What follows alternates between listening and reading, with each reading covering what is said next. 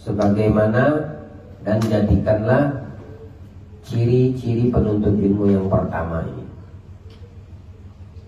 Apa? Menuntut ilmu tujuannya supaya menjadi bekal menuju akhirat. Itu yang pertama, ya. Karena ilmu ini akan kita bawa mati. Itu namanya perbekalan. Kenapa di setiap perjalanan itu dibutuhkan perbekalan? Kalau tidak bawa bekal, itu namanya bunuh diri. Ente mau pulang kampung mesti ada bekal, ya, ente harus ada perbekalan, persiapan, sehingga ente tidak putus tengah jalan. Tujuan Allah menghidupkan kita di dunia ini bukan selamanya, tapi ada fase yang berikutnya setelah kita meninggalkan dunia. Nah, berarti kita statusnya musafir, ya. Musafir kita di kehidupan dunia ini antara 60-70 tahun aja kata Rasulullah. Atau ada lebih kurang dari situ, atau lebih daripada nominal yang disebutkan, angka yang disebutkan Nabi. Tapi maksudnya tidak ada yang namanya seorang musafir itu tidak melanjutkan perjalanan. Kalau sudah tidak melanjutkan perjalanan, bukan namanya musafir, melainkan mukim, ya. Makanya di antara sebutan nama akhirat Darul Muqamah. Akhirat itu di antara sebutan namanya rumah bermukim, Darul Muqamah, tempat orang bermukim. Tidak ada lagi di situ perjalanan. Tidak ada lagi kalau sudah sampai ke alam kehidupan fase akhirat itu nggak ada lagi yang namanya musafir, mukim sudah. Tapi ada orang yang mukimnya di surga, ada yang mukimnya di neraka. Semoga Allah jadikan kita pemukim surga dan dijauhkan kita daripada pemukim neraka. Nah, memperbekalan di dalam menuntut ilmu harus ada pada setiap para penuntut ilmu, ya, mulai dari yang pertama, tujuannya menuntut ilmu bekal akhirat. Yang kedua, menuntut ilmu semata hanya demi mendapat ridho Allah. Tujuan kedua menuntut ilmu ini Allah, tidak ada selain Allah. Ada orang yang di dalam menuntut ilmu itu bukan ilmunya. Ada jenis manusia yang seperti ini. Dia lihat siapa yang menyampaikan ilmu. Berarti dia udah salah dalam niatnya. Bukan ilmu yang ditujukan. Ustadz itu malas aku. Ustadz itu malas aku. Guru fulan. Habib fulan. Ini salah dia punya niat. Dia nggak ngerti dalam menuntut ilmu. Kalau tujuannya ilmu, sekalipun yang mengajak, yang memberikan ilmu itu adalah binatang, sebagaimana yang dikatakan datangkan mil athar, kalau seandainya ada satu huruf aja diajarkan kepadaku, yang ngajarkan itu sapi, kerbau, layak untuk kupanggil guru. Menunjukkan begitu mulianya ilmu, bukan dari orang yang menyampaikan ilmu, ilmunya yang kita cari. Makanya di sini semata mengharap ridho Allah dalam menuntut ilmu itu. Jangan lihat selain itu. Tamam. Dan kepentingan di negeri akhirat. Jadi niat menuntut ilmu jangan kita lihat siapa yang menyampaikan ilmu, tapi lihat apa yang disampaikannya. Kalau ilmunya bagus, sesuai dengan tuntunan syariat, itu bermanfaat, dapat bekal lagi, keluar dari ketidakpahaman, jauh dari kebodohan agama. Meski yang ngajarkan itu bukan manusia, walaupun yang ngajarkan itu seekor sapi. Ilmunya yang kita lihat bukan sapinya, paham maksudnya? Ya, tiba-tiba ente jalan ketemu sama apa namanya, kambing lewat misalnya, tiba-tiba kambing itu bilang ke ente, "Taqullah, takutlah sama Allah." Betul nggak yang disampaikan kambing? Yang dilihat kambingnya atau yang terucap dari mulutnya? Mulutnya.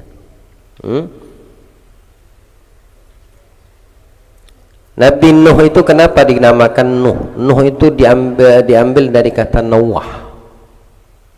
Nawah itu artinya merintih, nangis yang yang berkelanjutan, nggak henti-henti, nangis terus Nabi. Ada sebab? Mesti, tidak mungkin orang senyum tanpa sebab, nangis tanpa sebab. Suatu ketika Nabi Nuh berjalan, melihat ada seekor anjing. Anjingnya kurus, belang, sakit-sakitan, nggak bagus. Bulunya ada yang tumbuh, ada yang nggak terawat. Kalau dilihat mata itu jorok, beludah Nabi Nuh. Kan kita kalau ngelihat yang jorok itu apa yang kita lakukan umumnya? Beludah, beludah. Atau mencium bau yang menyengat, yang tidak enak, yang sedap untuk dicium, apa yang dilakukan? Beludah. Di hatinya terbesit berkata, sungguh jelek betul ini anjing ini, ya, dengan cacat yang ada pada. Dengan izin Allah ngomong tuh anjing, dengan izin Allah ngomong anjing, "Ya Nuh, kau mencaciku karena yang kau lihat dari fisikku, atau mencaci yang menjadikanku, yang menciptakanku?" Dari situ nangis jadi-jadinya Nabi. Jadi kalau ada pilihan anjing itu maukah dijadikan seperti itu, dia akan memilih gede, sehat, bulunya lebat, nggak sakit-sakit, nggak belang, ya. Kalau ada pilihan si anjing ini. Tapi semua kehendak Allah, Allah yang menjadikan dia seperti itu. Kalau dikasih pilihan, tidak mau dia memilih untuk jadi anjing. Dia akan mungkin memilih menjadi manusia kalau dikasih pilihan, tapi ketetapan dari Allah. Makanya dari itu dapat pelajaran Nabi Nuh. Yang dilihat Nabi Nuh ini apa? Anjingnya atau yang keluar dari mulutnya? Yang keluar dari tulisan anjing dengan izin Allah bicara, membuat Nabi Nuh tidak berhenti-henti menangis. Makanya dinamakan Nuh. Semet. Ya. Jadi bagian pertama di dalam menuntut ilmu semata mengharap Allah. Jangan ada lagi gambaran orang yang menuntut ilmu, lihat kalau di sana makannya enak, kalau di majelis itu tidak ada makan, kalau di majelis enak itu, datanglah dia. Berarti niatnya sudah ke makan. Hadir majelis sana tuh, kalau berguru sama dia sebelum pulang dikasih uang lagi kita. Niatnya sudah salah yang seperti itu. Yang betul tuh niatnya ini yang pertama, jenis penuntut ilmu yang pertama ini yang harus ada pada kita, ya, untuk bekal akhirat, mengharap ridha Allah. Nah ini, ya, pahami itu dan mudah-mudahan kita termasuk dari jenis yang pertama. Kalau ada niat dan kita jadikan diri kita di dalam menuntut ilmu seperti bagaimana jenis yang pertama, maka jenis yang pertama ini, kelompok yang pertama dalam menuntut ilmu ini dinamakan fahadha minal faizin. Ini orang penuntut ilmu yang beruntung. Maksudnya beruntung apa? Najin, selamat. Ilmu itu bisa menjadi penyelamat, tapi bisa menjadi hujjah atas diri kita. Dia yang akan menyiksa kita, ilmu yang kita tuntut ini. Nah, semua itu hanya di dalam masalah niatnya. Mengawali dari menuntut ilmu niat yang bagus akan berdampak yang bagus, buahnya akan bagus, hasilnya akan bagus. Kalau menuntut ilmu dengan niat yang pertama ini, masuk ke jenis yang pertama ini, dia akan selamat tentunya dari apa? Azab Allah. Ya, tentunya dari azab Allah.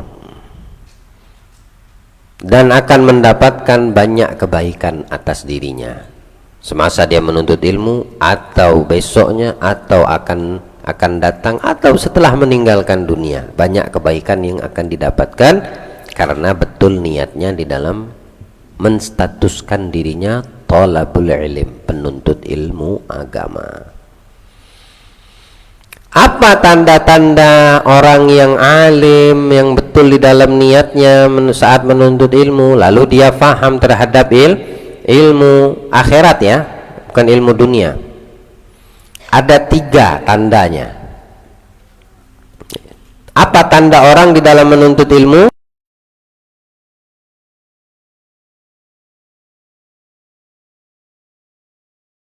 Taunya dari mana? Kelihatannya dari mana?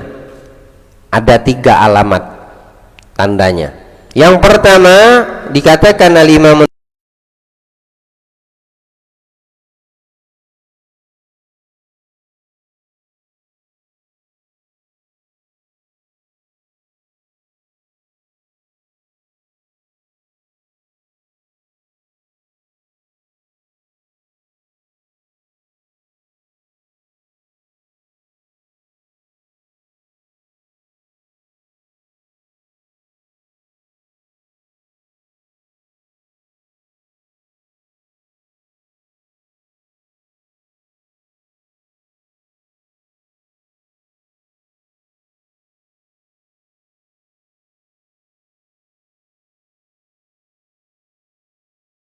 malah kalau yang seperti itu terlintas, ini batalkan aja ente untuk menghadiri majelis ilmu, urungkan, atau ubah niatnya.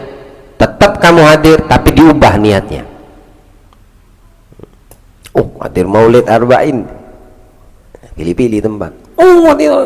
Balik dikasih bantal, kasur, lemari, sarung, baju, rame hadir. Betulkah niatnya menghadiri acara Nabi, menjadi tamu Rasulullah? Udah salah. Betuli kalau niatnya seperti itu, dibenahi, atau tidak usah hadir.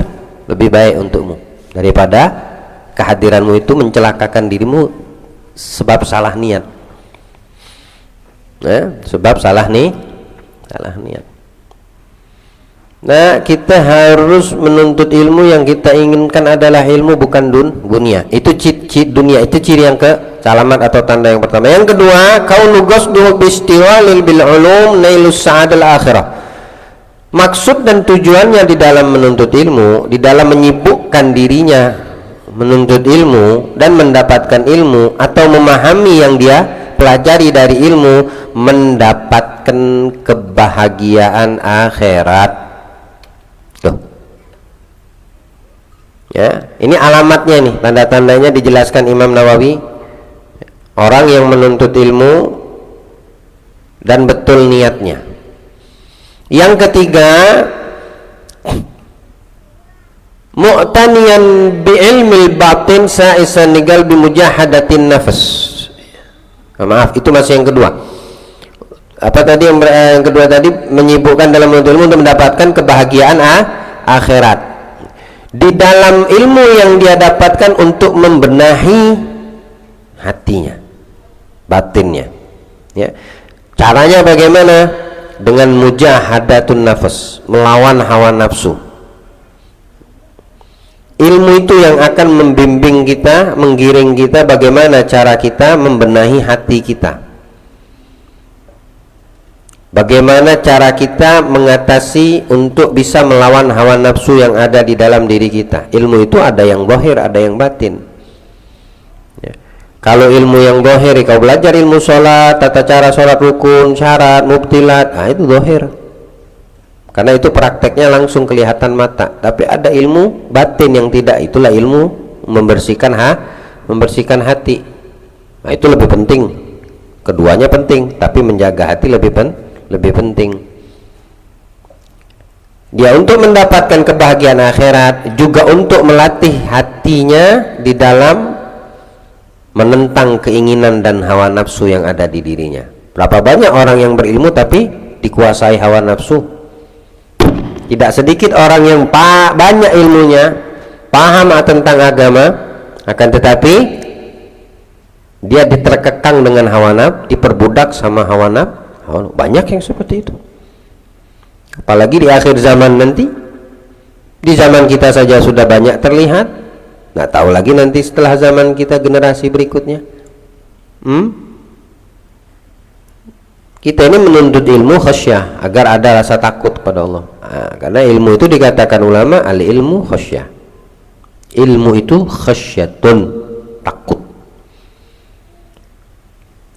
Kalau orang tidak tahu bahwasannya masuk ke satu tempat yang di situ banyak buaya, binatang buasnya, dia tidak tahu, artinya tidak berilmu. Apakah ada rasa takut pada dirinya? Timbulkah rasa takut saat itu, saat dia tidak tahu? Tidak ada rasa takut ya. Tapi ketika dia tahu, artinya dia berilmu sekarang. Kalau masuk ke dalam itu sungai, siap-siap disapa sama buaya, nggak bakal dia masuk. Kenapa? Takut. Apa sebab dia takut? Karena tahu masuk itu bahaya. Artinya karena dia sudah berilmu. Kita juga begitu dalam menuntut ilmu agama. Di dalam ilmu syariat, zahir dan batin, ilmu zahir atau ilmu batin, supaya timbul rasa takut. Iblis banyak ilmu tapi adakah rasa takut? Kalau dia punya rasa takut, tak bakal dia membangkang perintah Allah. Apa sebabnya? Hasud. Betul? Hasud sama siapa? Sama Adam. Adam salah apa sama iblis? Apa salah Nabi Adam? Adakah Nabi Adam mengejek iblis, mencaci maki? Nggak ada. Adam sejaklah dikasih ruh sama Allah, hidup, langsung diperintahkan semuanya untuk sujud, kecuali iblis. Nah, sebabnya hasud. Ya, hasud di mana? Batin. Kalau dari sisi ilmu, alim itu, iblis itu tidak ada sejengkal dari tempat ciptaan Allah kecuali dia udah sujud, mau di langit mau di bumi.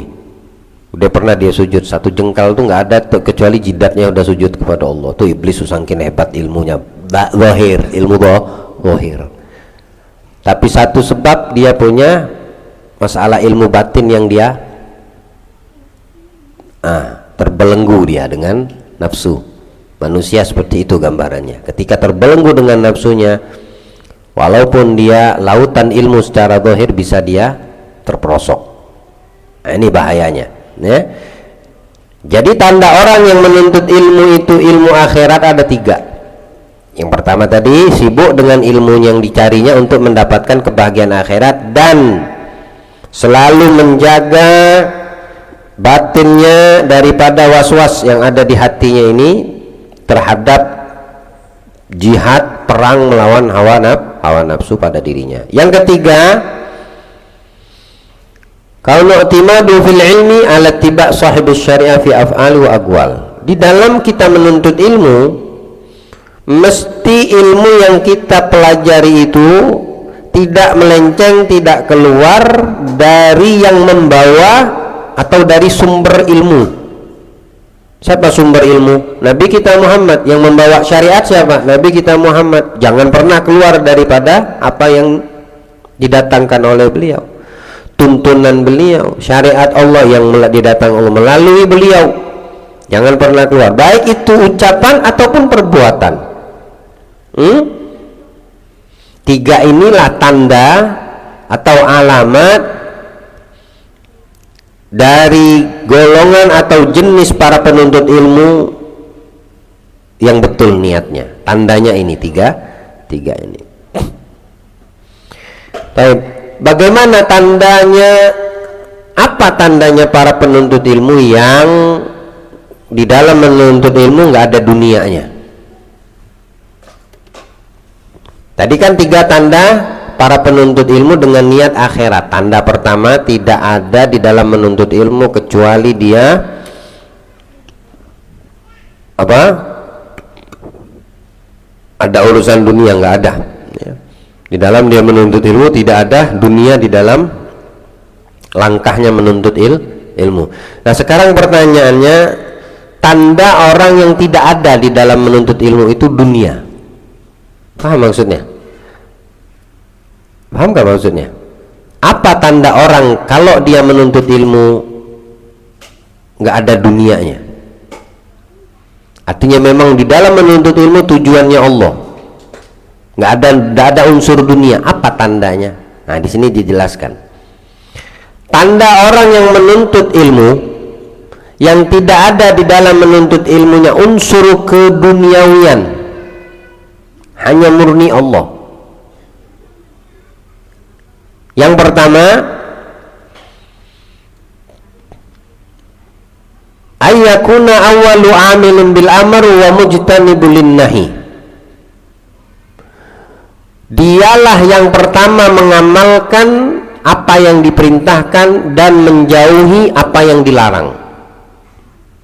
Nah ini berarti kelihatan bahwasanya orang ini dalam menuntut ilmu nggak ada unsur dunia, karena ada tanda-tandanya. Apa?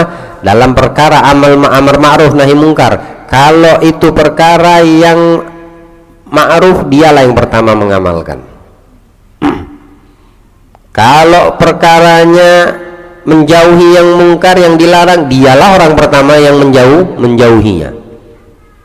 Nggak koar-koar doang, nggak ngomong-ngomong di mulut doang, tapi dia yang pertama mempraktekkan yang diperintahkan, menjauhi yang dilarang.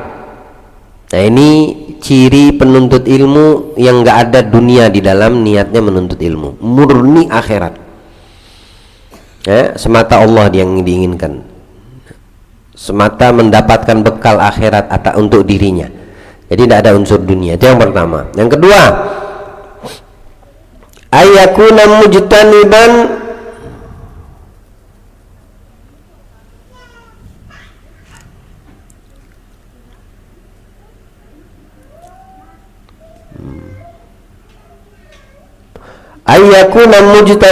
tarfuhu mut'imun wa maskanun wa malbasun. Dialah orang yang selalu menjauhi daripada makan, minum, pakaian yang syubhat. Dia jauh, warok ini orang. Maka tidak ada di dalam menuntut ilmunya unsur dunia nih. Makanan betul-betul dia hindari dari yang syubhat. Minuman yang dia minum dia jauh daripada minuman syubhat. Pakaian yang dipakai atau yang dikenakan oleh tubuhnya jauh daripada perkara yang syubhat. Kalau yang syubhat aja dia jaga, apalagi yang haram. Paham maksudnya?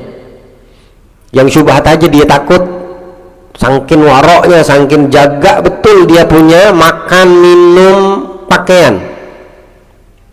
Lebih-lebih yang haram. Maka ini di dalam menuntut ilmu, di talabul ilm ini tidak ada dunianya udah. Betul dia di dalam tanda-tanda menuntut ilmunya. Itu yang kedua.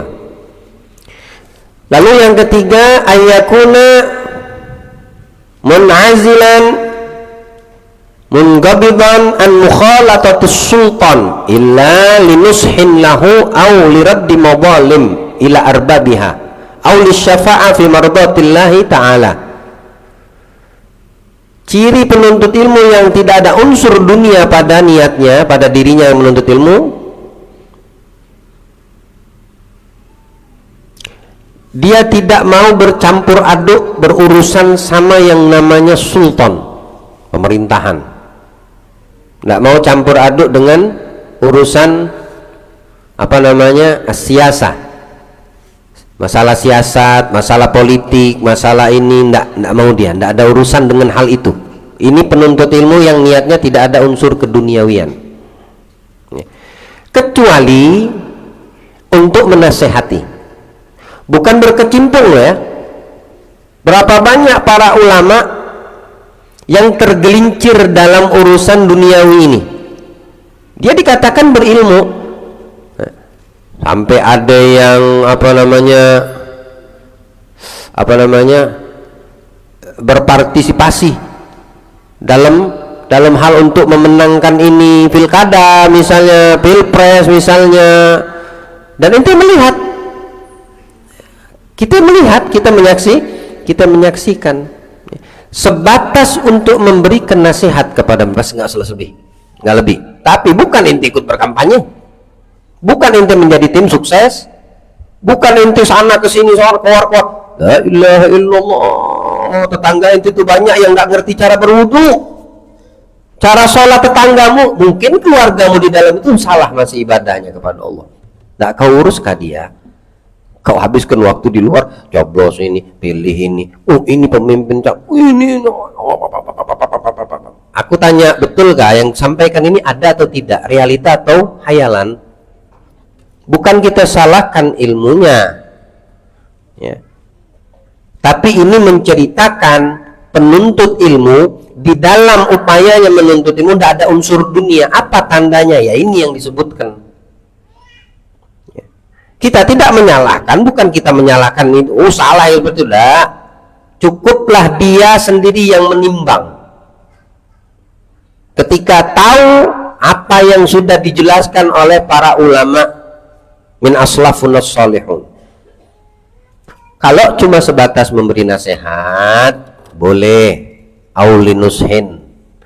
Apalagi liraddul madzalim, untuk menolak perbuatan dolim atau aturan yang bisa mendolimi, atau undang-undang yang bisa mendolimi rakyat, dia bantai, itu nggak jadi masalah. Memang selayaknya, seharusnya. Nggak boleh orang yang berilmu diam ketika tahu ada diterbitkan atau disusun rencana oleh para sultan, para penguasa, ya, satu ketetapan keputusan yang bisa merugikan atau menciptakan satu perbuatan zalim. Nggak boleh kita diam. Paham? Tapi yang dilarang di sini kita berkecimpung. Paham? Kita berkecimpung di dalamnya, si ulamanya ini, si alimnya ini. Nah ini akan merugikan dirinya sendiri, bukan menguntungkan. Ya, kalau dari sisi duniawi dia akan mendapatkan keuntungan, mungkin dia akan dikasih imbalan rumah, mobil, ini itu sisi duniawi. Tapi ini kan cerminan para penuntut ilmu yang keluar dari keduniawian, yaitu, paham maksudnya? Keluar dari, di dalam ilmunya itu urusan duniawi. Jika pengecualian itu yang dilakukan tujuannya hanya untuk mengikuti pengecualian, hanya memberi nasihat atau menolak perbuatan dolim atau rencana dolim penguasa yang akan dia terbitkan, yang kena konsekuensinya rakyat, labrak, nggak apa-apa, ya, nggak apa-apa yang seperti itu. Aulis syafa'ah fi mardatillah, atau mengajak dia untuk tertolong di dalam kekuasaannya supaya dia tidak tergelincir. Artinya diberikan pertolongan, syafaat, supaya dia selalu di dalam menjadi penguasa itu mendapatkan ridhonya Allah, terhadap keputusannya, apa yang dibikinnya, undang-undangnya, itu selalu di dalamnya ada tujuan dia mendapatkan keselamatan. Tidak apa-apa ulama yang berperan dalam hal ini, seperti tidak apa-apa. Yang kita sayangkan, yang kita sedih, ya, kadang gara-gara bab yang seperti ini berurusan dengan sultan, penguasa, antara guru dengan guru itu, ulama dengan ulama itu, habib ini dengan habib itu, kiai ini dengan kiai itu, saling dedengkut, saling baku hantam, saling ini, saling, jangan. Dan itu banyak terjadi, ya, jangan, itu banyak terjadi. Ya Allah, siasat politik yang buat manusia, ya, siasat Allah menguntungkan untuk orang yang paham, politik Allah menguntungkan untuk kalian yang paham. Kenapa tidak ikut nimbrung di dalam siasat politik Allah? Allah ngajak kamu untuk berdagang, kenapa tidak terjun di dalam perdagangan Allah?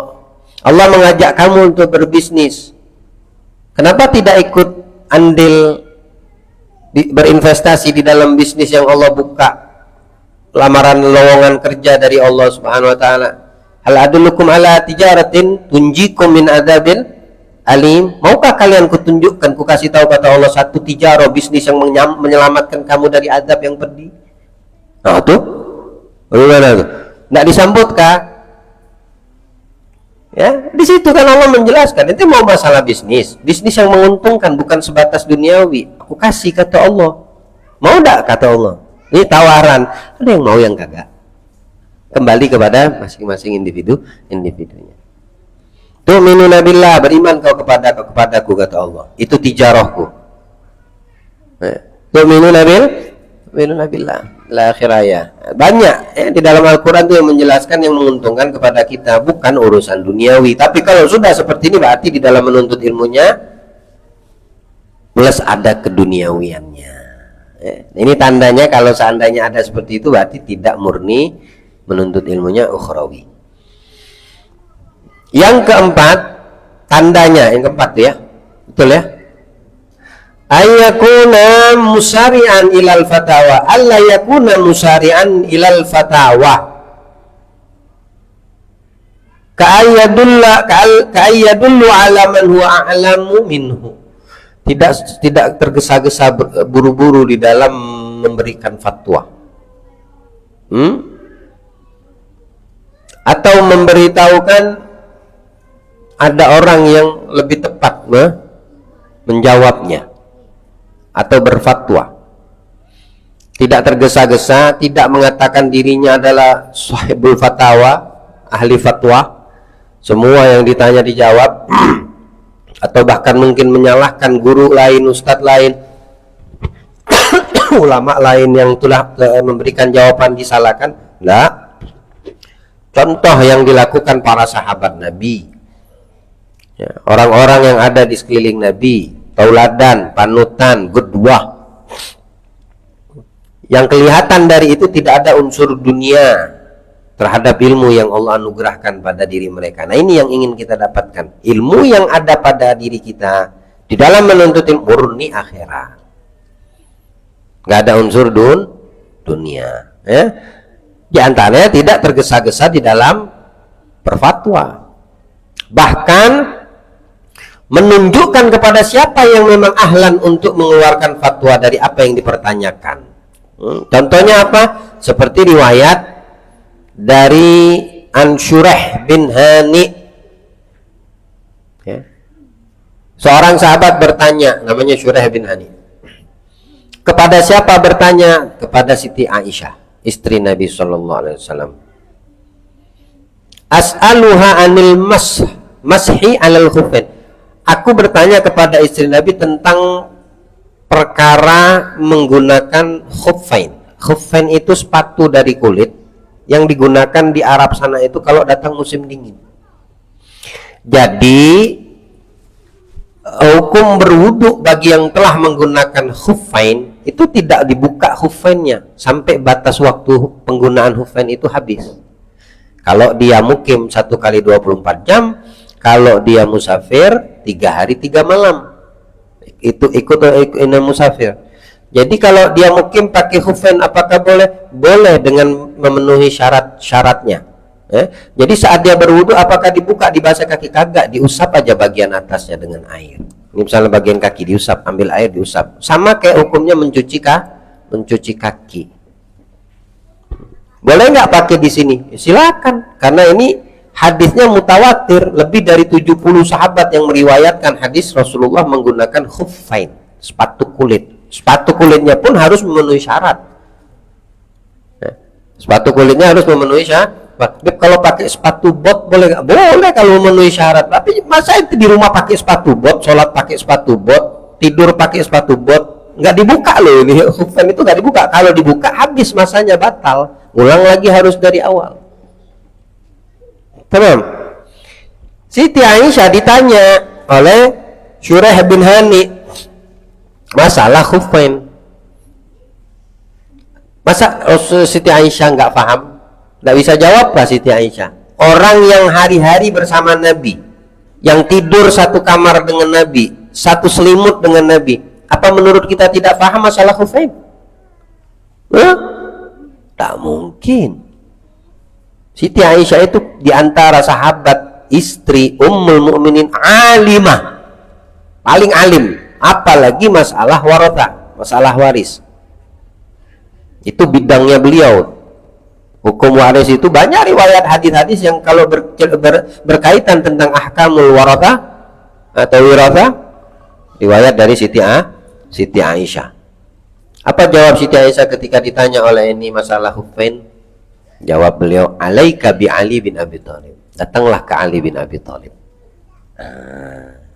Tidak tergesa-gesa memberikan fatwa, seolah-olah akulah yang paling paham dalam hukum. Dia tahu, tapi dia menempatkan orang yang lebih pas, lebih pantas untuk menjawab ini pertanyaan. Ya. Satu orang bertanya masalah sholat, dia bisa jawab, tapi ada yang lebih utama untuk menjawabnya. Dikasihkan ke dia, jawablah. Ente datang ke fulan, ente datang ke ulama fulan, ke guru fulan, ke ustadz fulan. Dia lebih bisa detail menjawab. Padahal dia tahu jawaban yang harus dijawab. Dia tanya masalah waris-warisan, dia bisa menjawab, datanglah kau ke sana, ke fulan. Ini contoh yang di dalam menuntut ilmu nggak ada unsur dunia. Tidak dia makan sendiri, nggak dia merasa diri yang paling berilmu, lalu mengkucilkan yang ada di sekitarannya. Nah, Siti Aisyah bisa saja menjawab hukum tentang masalah khuffain, tapi diarahkan, datanglah ke Ali bin Abi Thalib. Apa sebab? Karena Ali bin Abi Thalib pernah melakukan musafir bersama Nabi dan menggunakan khuffain. Sedangkan Siti Aisyah tahu cara menggunakan khuffain, tapi Ali bin Abi Thalib langsung melihat, langsung diajarkan. Mungkin banyak dari yang tidak aku ketahui diketahui oleh Ali. Sampai situ paham? Ya, ini ciri tanda penuntut ilmu yang nggak ada unsur keduniawian di dalam menuntut ilmu. Sebagaimana lagi diriwayatkan dari Sa'ad bin Hisham bin Amir, suatu ketika datang ke Abdullah bin Abbas radhiyallahu anhu, bertanya masalah apa? Sholat witir. Tanya ilmunya tantenya Maimunah untuk melihat bagaimana witirnya Nabi, bagaimana Nabi, apa yang dilakukan Nabi di malam hari, bagaimana ibadahnya Nabi di waktu malam. Itu dilihat sama tahan nginep dia. Masih kecil, umur 12 tahun saat itu. Ya. Bahkan bagaimana di antara riwayat yang paling kuat dan siqah tentang ibadah malam ini dari Abdullah bin Abbas yang meriwayatkan hadis umur saat itu masih belasan tahun. Sahabat yang kecil, paling banyak hadis Nabi, 2000 lebih hadis Nabi ada di hafalannya. Dijawabkah oleh beliau? Maukah aku tunjukkan orang lebih alim, lebih paham, lebih berilmu, lebih mengetahui sholat witirnya Rasulullah, kata Abdullah. Bahkan di sini dikatakan a'lamu ahlil ard, paling tahunya penduduk bumi manusia ini tentang cara sholat witirnya Nabi Shallallahu Alaihi Wasallam. Aku tunjuk, maukah? Bukan berarti beliau tidak mau jawab. Beliau arahkan ke yang paling paham supaya yang bertanya ini dapat lebih dari apa yang dia harapkan. Kalau Abdullah yang menjawab, mungkin jawabnya A. Tapi kalau yang dikasihkan ke arah yang lebih tahu, dijawabnya A kecil, A besar, A minus, A plus 1, A banyak, A-nya banyak ya, A, B, C dijawab sama dia. Kenapa? Karena dia lebih pantas untuk menjawab, mengeluarkan fatwa bagaimana cara witirnya Rasulullah. Lalu yang bertanya ini kepada Abdul, siapa yang paling tahu cara witirnya Nabi? Aisyah. Saling menghargai. Pergilah ke Aisyah, dia paling tahu bagaimana sholatnya Nabi, witirnya Nabi, dia yang paling tahu. Karena Nabi setiap malam mendirikan witir, di waktu gilirannya istri-istrinya, yang paling menyaksikan istrinya, yang satu kamar dengan Nabi istrinya. Tanyalah ke Aisyah. Akhirnya bertanya kepada Aisyah. Seperti yang diriwayatkan juga dari Amran bin Hattan, aku bertanya kepada Aisyah masalah menggunakan sutra, kain sutra. Laki-laki menggunakan kain sutra. Dijawabkah sama Aisyah? Apakah Aisyah tidak bisa menjawab? Nah, dijawab sama Siti Aisyah. Bukan pertanyaan yang diajukan, tapi ditanya sama Aisyah, mau ndak aku kasih tahu mak yang lebih paham masalah hukum harir. Harir itu bukan merek mobil ya. Ada merek mobil Harir itu ya, enggak, bukan. Harir itu sutra. Maukah yang lebih aku kasih tahu, aku arahkan supaya kamu dapat jawaban puas, yang lebih paham masalah sutra ini? Pergilah ke Abdullah bin Abbas. Masya Allah, Abdullah bin Abbas kasih ke Aisyah, Aisyah kasih ke Abdullah, baliklah di situ aja. Saling menghargai mereka itu masalah fatwa dan ilmu. Tidak ada urusan dunia dalam ilmunya. Kalau sudah aku dah yang paling paham, itu datang ke rumah, ke guru siapa? Kenapa yang tidak datang ke aneh? Dunia itu berarti ilmu yang ada di dirinya. Dan itu sudah mengkucilkan guru yang lain, ulama yang lain. Tidak boleh salah di dalam niatnya menuntut ilmu. Juga di dalam riwayat terakhir di sini diceritakan,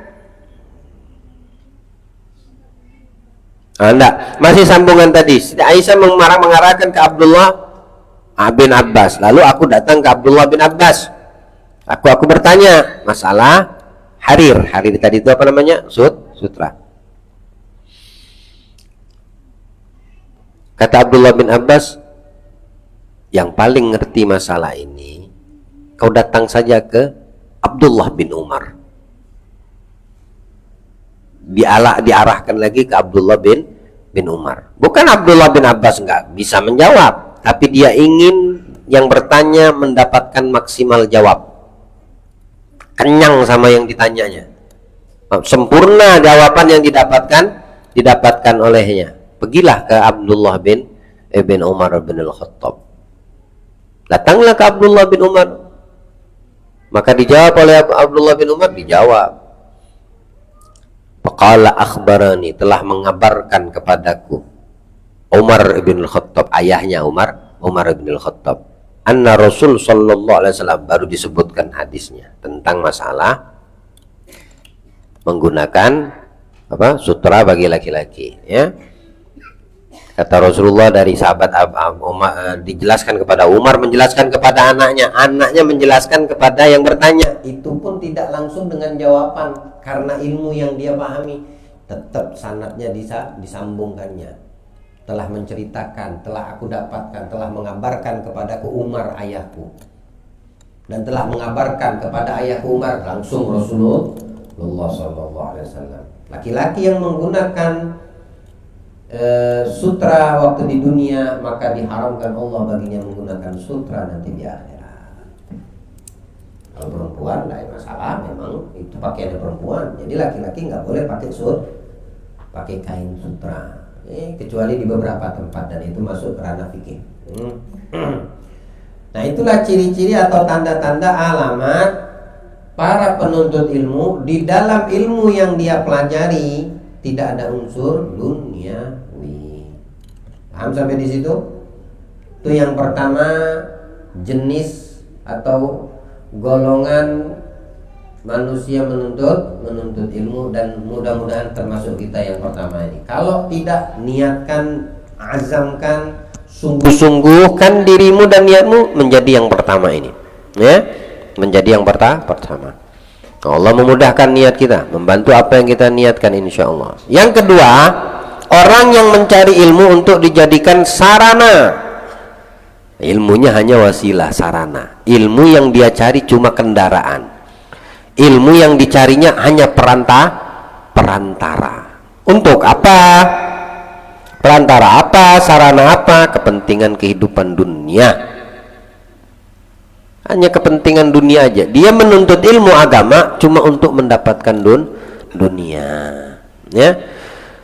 La ilaha illallah. Imam Ghazali menjelaskan seperti ini, menunjukkan di zaman beliau sudah terjadi, apalagi di zaman kita saat ini, ya. Apakah Imam Ghazali menceritakan ini di zaman kita saat ini?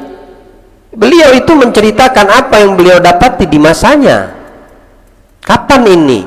Setelah wafat Nabi 5 abad, 500 tahun setelah wafat Nabi. Kalau dari Al-Ghazali sampai ke zaman kita ini berapa tahun sudah? Berapa abad sudah? 500 sekarang 414 40 46 1446 kurang 500 berapa? Mau hampir 1000 tahun sudah. Nah, kalau di zamannya beliau aja gambaran udah beliau dapatkan seperti ini, para penuntut ilmu, keadaan diri mereka, hingga beliau bisa membagi jenis dan tingkatan penuntut ilmu itu seperti apa, 1, 2, dan 3. Apalagi di zaman kita, yang tambah zaman semakin kacau, semakin hancur. Yang bertambah masa, bukan orang tambah dekat sama Allah, bisa jadi dikhawatirkan tambah jauh dari Allah Subhanahu wa ta'ala. Jadi bahaya yang kedua bagi niat orang yang menuntut ilmu, kalau dia punya niat di dalam menuntut ilmunya apa? Untuk menjadikan ilmu agama, untuk menjadikan ilmu syariat sarana supaya dapat dunia. Supaya dapat dunia. Banyak itu terjadi, ya.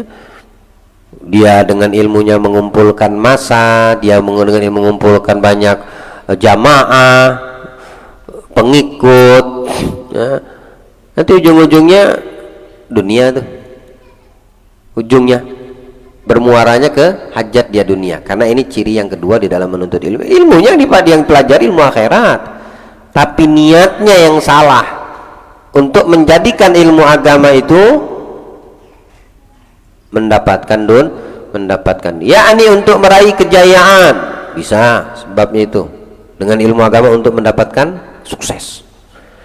Kedudukan bisa supaya dihormati orang, tangannya dicium bolak-balik, ya. Omongannya selalu didengar dan ditaati. Ini niat yang salah seperti ini, teman. Atau bisa juga dengan harta benda, dengan ilmu agama, bikin tarif, buat tarif. Ente ngurang berapa ente mampu? Ane semenit sekian. Banyak enggak yang seperti itu? Banyak. Musibah atau bukan musibah? Yang rugi siapa? Yang rugi dirinya, yang dirugikan siapa? Umat Nabi Muhammad. Makanya di penghujung dari apa yang kalian pelajari malam ini, yang paling kutakuti, kukhawatirkan kata Nabi, bukan Dajjal. Kalau Dajjal itu udah jelas nyesatkan manusia, tapi yang gue khawatirkan ulama su, ya. Ulama su casingnya agama, tapi tujuannya menghancurkan umat. Nah, ini gambarannya, ya. Nah, ini yang pertama. Yang kedua, dia adalah orang berilmu, ya tuh, ya. Ini orang berilmu. Ini orang hafal Quran, ini orang banyak hafal hadits, ini orang banyak tahu tentang hukum dan ahkam. Dzul Khuwaisirah itu daya daripada yang Khawarij yang membunuh Imam Ali bin Abi Thalib. Ahli ibadah. Quran itu tuh dibaca Quran di mulut merekanya ini, Khawarij itu kayak baru turun wahyu Allah, langsung dibaca kayak baru turun. Tapi bilang Nabi nggak sampai ke tenggorokan, cuma di mulut aja Quran. Makanya banyak yang dibasmi, yang dibunuh dari kaum muslimin karena mengikuti daripada akalnya dia, otaknya, apa yang terlintas di otaknya terhadap hafal Quran. Banyak, bukan dikit, banyak. Kalau orang munafik dikit, ya. Kalau orang munafik pemalas. Tapi Khawarij rajin, banyak ibadah. Quran tuh nggak pernah berhenti dari mulutnya. Ilmu bukan itu, ilmu. Tapi tujuannya dunia. Dunia. Rugi dia sendiri, merasa dirinya hebat sudah. Ilmu yang ada pada dirinya membuat dirinya merasa paling hebat. Kalau udah merasa paling hebat, berarti yang selain dia gak ada apa-apanya. Parah tuh kalau sudah sampai ke level itu, meremehkan orang, mengkucilkan orang, apalagi yang dikucilkan ilim. Tahu penyakitnya para ulama, tahu penyakitnya orang-orang ahlul ilim, hasud.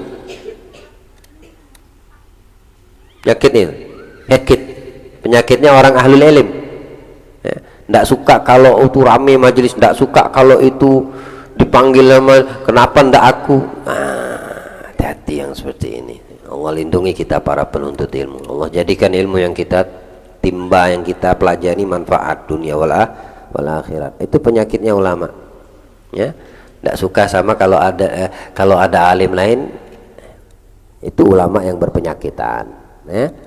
Tapi banyak ulama yang masih konsisten dengan apa yang dia pelajari di dalam menuntut ilmu dari awalnya sampai Allah menentukan, dari usianya selalu istiqomah dia di dalam ilmunya, ngajarnya, dakwahnya, tidak ada urusan dengan urusan kecuali yang mendatangkan ridho Allah. Masih banyak yang seperti itu yang harus kita cari, dapetin, dan boleh kita panggil guru atau kita jadikan murabbi. Kalau selain itu, ambil ilmunya, jangan dijadikan guru. Dikatakan ulama, banyak pohon tapi belum tentu banyak tumbuh buah. Bisa jadi pohon berbuah banyak tapi belum tentu buahnya semuanya manis. Carilah semua pohon yang berbuah dan buahnya banyak manisnya. Artinya carilah seorang guru yang betul, yang bisa kau katakan dan kau panggil dia guru atau murabbi, ya, dan yang keluar dari dirinya selalu manis, yang selalu mengarahkan kamu kepada Allah Ta'ala. Nah, itu baru betul, ya, itu peribahasa Arab, ya.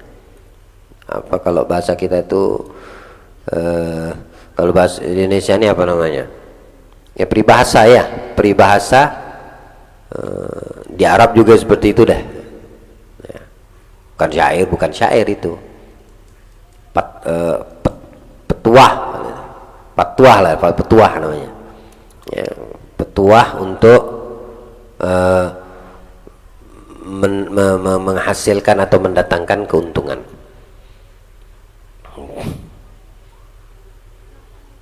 Yang merasa dirinya hebat padahal tujuannya sesat. Orang seperti ini, kata Imam Ghazali, mengkhawatirkan. Bahaya nih orang penuntut ilmu yang dengan ciri penuntut ilmu jenis yang kedua nih. Khawatirnya untuk dirinya, iya, di akhir hidupnya jika keburu meninggalkan dunia sebelum sempat bertaubat, khawatir, takut matinya su'ul khatimah waliyadzubillah. Ya, ilmu ini banyak, paham terhadap ilmu, tapi niat yang salah. Ini kalau nggak cepat taubat, ya, para penuntut ilmu seperti ini khawatirnya su'ul khotimah, meninggalnya dalam keadaan mati buruk, dan itulah paling bahaya. Ya, kalau sudah mati dalam keadaan tidak baik, bahaya ini. Tapi jika ia sempat bertaubat sebelum keburu meninggal dunia, lalu bersegera mengamalkan ilmu serta memperbaiki kesalahannya yang terdahulu dari kesilapan, kekurangan yang pernah dilakukan, karena ilmu yang ada pada dirinya diperbaiki, maka ia akan tergabung ke dalam golongan orang yang beruntung. Maksudnya beruntung apa? Naik ke jenis yang pertama, levelnya naik ke jenis yang pertama, ya, menuntut ilmu yang pertama tadi yang sudah dijelaskan. Sebab sesungguhnya orang yang bertobat dari dosa sama seperti orang yang tidak punya dosa, asal taubatnya betul-betul, bukan tobat main-main. Siapapun itu, kalau udah bertobatnya sungguh-sungguh seperti bayi baru lahir nggak punya dosa. Yang ketiga, jenis manusia penuntut ilmu yang ketiga, istahwadha alaihi syaitan, dia dikuasai oleh syaitan, dibelenggu sama syaitan. Fattakhadha ilmahu dzari'a ila takatsur bil mal, tafakhur bil jah, ta'azzur bi kathratil ittiba. Dia jadikan dengan ilmunya sarana memperbanyak harta benda, meraih kedudukan yang bisa dibanggakan. Oh, bangga dia udah. Bangga. Majelis ilmunya, banyak followernya. Ini zaman saya gitu kan? Banyak pengikutnya, banyak follower ya, follower banyak. Lu kira follower bisa menyelamatkan kau di akhirat? Pengikutmu bisa menyelamatkan kau di akhirat? Nah. Ada yang bisa menyelamatkan, wala follower, wala follower, wala follow, lah ada. Itu cuma fitnah zaman aja tuh, teknologi yang ada dibikinlah sama ini, dibikin sama orang-orang yang tidak beriman supaya kamu bisa pengikut, supaya bisa terbuka. Aibmu kelihatan, kekuranganmu diketahui. Nah, baguslah pakai HP jadul. Kalau mau pakai HP yang canggih, manfaatkan untuk kebaikanmu, duniamu, akhiratmu. Nah, tidak ada komen-komen sama yang nggak penting. Baca, lewat, nggak penting. Ini penting. Ini bagus, manfaatin. Bagus untukmu, ya. Banyak follower, sekian juta, sekian ribu, sekian ini, enggak juga followermu. Sekali kita kepleset, followermu lah pertama yang menyerangmu, memaki-makimu. Dialah dulu paling jahat sama kamu. Udah bangga-banggaan tuh banyak tuh ini. Dan menghimpun banyak pengikut, follower lagi. Follower lagi. Selain follower namanya sebutnya pengikut lah, yang bisa dimanfaatkan. Nah, ini masalahnya di sini. Pengikutnya itu dimanfaatkannya untuk dunianya, agamanya, ilmunya dia gunakan untuk banyak pengikutlah yang dijadikan manfaat untuknya, untuk kepentingan pribadinya, dalam setiap kesempatan untuk meraih urusan duniawi. Urusan duniawi, pengikutnya itu semakin banyak. Apalagi yang harus ku cari orang tajir, banyak pengikut, jadi pengikutku nih. Jadi enak aku kalau seandainya urusan duniaku tinggal halo. Bos, bagaimana bos? Apa kabar bos? Ketika anda datang si banyak dia, berdiri dia, ditakdimkan sama dia. Kasihan yang seperti itu. Ada ulama yang seperti itu, kasihan. Ya, ilmumu itu lebih meninggikanmu di sisi Allah dari semua yang ada di atas muka bumi kalau betul niatmu di dalam menuntut ilmu. Kenapa kau tunduk dengan orang-orang yang duniawi? Kau hormati dengan panggilan-panggilan yang kau membuat dia senang ketika kau memanggilnya. Tapi di hadapan orang-orang yang ikhlas, mukhlis, para penuntut ilmu, kau anggap biasa, kau sepelekan. Itu orang yang jenis ketiga ini. Ini jenis ketiga parah. Makanya jangan pernah kita di dalam meniatkan diri kita menuntut ilmu kecuali jadilah yang pertama. Selamat, bahagia, selamat dunia, selamat akhirat, selamat. Tidak peduli orang yang ada di sekitar. Kita menuntut ilmu ini untuk kita, antara kita dengan Allah, bukan orang lain. Orang mau mengambil ilmu dari kita, alhamdulillah, berarti Allah menggerakkan hatinya untuk mendapatkan kebaikan. Ya, bukan kita dengan ilmu kita jadikan untuk hajat keduniawian kita, karena itu bagian yang dijelaskan oleh Al-Ghazali dalam penjelasan yang setelahnya, yang kedua atau yang ketiga. Meski yakin ia mempunyai kedudukan yang tinggi di sisi Allah, dia tahu dengan ilmu itu mempunyai kedudukan di sisi Allah yang tinggi, atau dengan disebut dengan alim atau ula. Padahal itu hanya dari segi penampilan atau ucapan doang, casingnya aja, kulitnya doang. Ya, ilmu tadi itu menjadi casingnya doang. Tapi lahir batinnya rakus terhadap duniawi. Alim yang seperti ini, ulama yang seperti ini, rakus sama duniawi. Ada yang blak-blakan muka ke kondisi dia, menunjukkan kebodohan seorang yang berilmu. Jika dikatakan itu orang berilmu, aneh dipanggil sama pengusaha sukses, dikasih cuma sekian puluh juta. Si pengusaha tadi itu di dalam acaranya mengundang penari, penyanyi, dikasih 200 juta penari, protes. Loh, la ilaha illallah, yang ngomongin ini yang dikatakan berilmu, alim. Kira-kira di jenis mana dia nih? Di jenis yang pertama, kedua, atau ketiga? Kamu bisa menjawab kalau kamu paham apa yang dimaksudkan dan dijelaskan Al-Ghazali di dalam kitab ini. Dan tidak usah kita fokus sama orang lain, itu cuma sekedar untuk ibar mengambil pelajaran, tapi itu harus ada pada diri kita. Aku di mana? Aku ini di mana? Di satu, kedua, atau ketiga? Jenis yang pertama, kedua, atau ketiga? Diriku, bukan orang lain. Halo bu, orang lain. Tapi kita menyampaikan, ya mudah-mudahan yang mendengarkan mendapatkan taufik dari Allah, termasuk khususnya kita semua. Sehingga kita kembali kepada fitrah penuntut ilmu di dalam berniat dan terhadap ilmu yang kita dapatkan atau pelajari. Fahadha minal halikin, ini jelas termasuk orang yang binasa, nggak ada harapan. Nanti di akhirat nggak ada harapan. Ini ciri penuntut ilmu yang ketiga, jenis penuntut ilmu yang ketiga. Dan juga termasuk orang dungu dan tertipu. Ya, dungu, kata siapa, Gerung, Rocky Gerung itu sering kan nyebut kalian dungu. Itu dia. Nah, ini yang ketiga nih, jenis ketiga nih kah? Masuk juga kalimat dungunya si Rocky itu. Ya. Dungu, bodoh, tertipu, binasa lagi. Allah, bertahun-tahun habis nuntut ilmu, niatnya jadi dengan niat yang ketiga ini. Allah, mudah-mudahan dibenahi orang-orang yang selama ini keluar daripada koridor yang baik sesuai dengan tuntunan yang disampaikan, yang dibawa, diajarkan Nabi kita Muhammad SAW. Mudah-mudahan kembali lagi ke jalannya dan fitrahnya.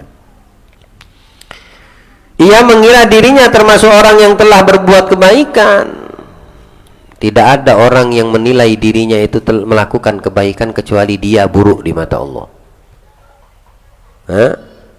Tidak ada orang yang melakukan perbuatan kebaikan tidak pernah menjudge, menghakimi perbuatan itu baik. Nah, orang yang baik di dalam amal baik selalu penuh harapan antara diterima dan tidak diterima. Itulah orang baik. Tapi kalau sudah berani menghakimi, mengatakan Anda berbuat baik, Allah, nah, malah itu yang dilempar lagi sama Allah. Nah, ada guna yang seperti itu.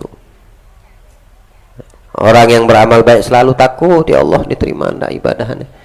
Ya Allah, betulkan niatku malam ini menuntut ilmu, hadir ke majelis ini. Ya Allah, apakah amalku malam ini diterima? Ya Allah, apakah wirid yang kubaca tadi diterima? Berpahalakah, menguntungkan ya, untukku dunia? Ya Allah, penuh rasa takut, cemas, khawatir antara diterima dan tidak diterima. Ini orang baik, hatinya baik ya, seperti itu. Allah jadikan kita insya Allah. Allah berikan pemahaman untuk kita insya Allah. Allah Ta'ala dalam Al-Quran dia lupakan dengan firman Allah. Meskipun dia hafal Quran, meskipun dia banyak hafal ilmu, tapi dia sendiri dilupakan dengan firman Allah Ta'ala. Faqala Ta'ala ya ayyuhalladzina amanu lima taqulu ma la taf'alun, kabura maqtan indallah an taqulu ma la taf'alun. Wahai orang-orang yang beriman, kenapa kalian cuma mengatakan sesuatu tapi tidak mengerjakan yang kalian katakan? Nah, dia lupa dari kalimat ini. Ini ciri penuntut ilmu yang ketiga. Dia lupa akan ayat ini, firman Allah ini. Dia cuma bisa berkoar-koar, tapi karena tujuannya sudah nggak baik niatnya, ya, urusannya dunia, sehingga amaliyah nggak ada pada dirinya. Dia lupa dari apa yang disampaikan. Haram, jangan tinggalkan sholat. Dia tidak. Haram, jangan ini. Dia lakukan. Dia lupa. Dia cuma bisa koar-koar, ngomong, berkata, tapi dia tidak mengamalkan. Allah pertanyakan kepada ini orang yang berilmu, lima taqulun, kenapa kau cuma berkata malah taf'alun, tapi kau tidak beramal? Bisakah menjawab yang seperti itu? Wadah, jelas jawabannya, karena niatnya salah. Tapi Allah ingin memberitahukan kepada kita bahayanya, gara-gara niat yang salah menjadikan jenis yang ketiga ini pada diri penuntut ilmu ini loh. Kamu kalau ditekan sama atasanmu, gemeter kamu. Itu seorang karyawan, itu seorang pegawai. Atasanmu menekan kamu dengan bahasa, dengan ucapan, dengan kalimatnya. Kenapa kau lakukan? Mau ngomong apa nanti? Jawab aja gemeter-gemeter. Nanti bayangkan kalau Allah, badan ini karena rasa takut kepada Allah. Begitu yang Allah tanyakan kepada alim yang pinter ngomong tapi tidak ada amalan. Lima taquluna ma la taf'alun. Kabura magtan indallah. Kita termasuk hamba yang mengamalkan, bukan sekedar pintar berbicara. Dan Nabi SAW beliau bersabda, ana min ghairi dajjal akhwafu alaikum minad dajjal. Yang paling kukhawatirkan kalian, atas kalian manusia penuntut ilmu, yang paham ilmu, yang sedang belajar ilmu, yang paling kutakutkan, kukhawatirkan atas kalian terhadap dajjal disetarakan antara penuntut ilmu ulama dengan dajjal sama Nabi Muhammad. Mana yang paling kukhawatirkan, kamu penuntut ilmu ulama atau dajjal? Yang ku paling khawatirkan di antara kalian yang menuntut ilmu atau yang sudah berilmu atau yang dipanggil guru atau yang dipanggil ustadz atau yang di mata orang kamu ulama alim, yang paling dikhawatirkan antara kalian dengan dajjal kalian, kata Nabi, bukan dajjal. Kalau dajjal jelas menyesatkan orang, jelas ngaku Tuhan, jelas orang yang mati dihidupkan supaya yang menyaksikan itu beriman, mempercayai, meyakini si dajjal itu tuh jelas, udah Nabi jelaskan seperti itu, hingga orang-orang yang paham daripada orang-orang yang mendengarkan apa yang disampaikan Nabi perihal dajjal diketawain. Kau ngaku Tuhan, sudahlah nabiku waktu masih hidup menjelaskannya kepadaku, ciri-cirimu seperti ini, kau akan begini-begini, gersang kau turunkan hujan, bumi yang nggak ada tumbuhan kau tumbuhkan tumbuh-tumbuhan, langsung tumbuh buah-buahan, bisa dimakan, supaya kami yang melihat kau adalah Tuhan, meyakini. Yang kau lakukan sudah dikasih tahu Nabi kami Muhammad. Ini orang yang betul di dalam niatnya mempelajari ilmu tadi. Tapi orang yang salah, nah, atau orang yang tidak beriman, atau yang beriman tapi lemah imannya, ngikut surganya dajjal neraka, nerakanya dajjal surga di sisi Allah. Kebalik semua, ya. Begitu keadaan nanti di akhir zaman, ya. Tapi sampai Nabi itu membandingkan satu dajjal, ya Allah, parah betul berarti orang yang salah niat di dalam menuntut ilmu. Berarti gambaran yang ketiga di dalam menuntut ilmu ini, walaupun bohirnya dia berilmu, tapi perbandingan yang dihidangkan oleh Nabi antara ini alim sama dajjal, sahibul fitan, pembawa fitnah terbesar dajjal, dibandingkan dengan ulama alim yang salah niat. Makanya yang dikhawatirkan Nabi dalam hadis ini siapa? Mahwa ya Rasulullah, siapa itu ya Rasulullah? Faqala ulama su, orang alim tapi salah niatnya, ya. Dia zahirnya mengajak, mengenalkan secara Islam, semuanya agama, semua bahasanya agama. Qala Allah Ta'ala, qala Rasulullah SAW, qala ulama, qala, semuanya gambaran zahirnya, tapi batinnya menyesatkan. Tujuannya dunia, untuk meraup